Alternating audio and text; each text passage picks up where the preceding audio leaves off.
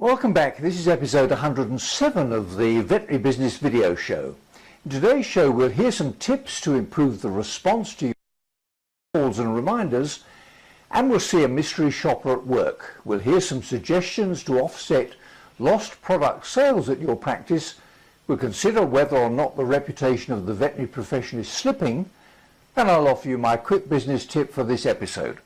I'm John Sheridan, and this is the show that helps practice owners, managers and clinicians just like you to build your practice into a great business.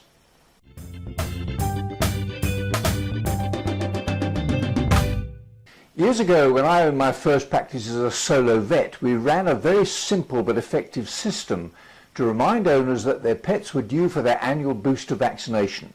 At that time, we had no computers, mobile phones, faxes or emails, and the reception staff were charged with filling out and addressing a postcard, stamping it and putting it in a box ready to be posted in 12 months' time. Every single time a client came in with a cat or dog for their initial or booster vaccination.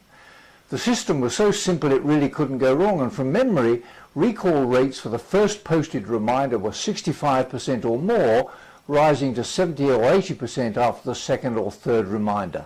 What's changed over the last 30 or 40 years? Is it because practices are fully computerized and staff have forgotten how to use a pencil and paper? Or is it because clients aren't so ready to accept professional advice? Or is it because vets are less confident about offering firm advice about the value of preventive medicine? Here's a clip in which Diederik Gilderman, management consultant based in Sydney in Australia, offers some suggestions and practical tips to improve the response to your recalls and reminders. How would you like to learn the specific steps and strategies that will allow you to get your reminder and recall rates up to 70 or 75% or possibly even greater?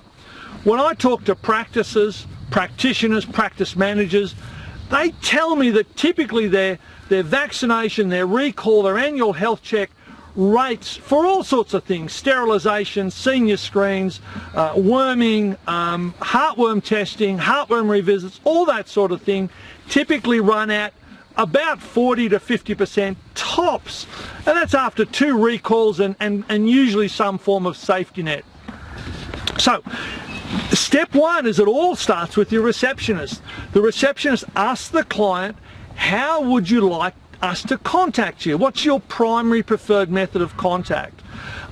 So when you use that, the following sequence, the next 5 steps, will be adjusted according to the client's preference.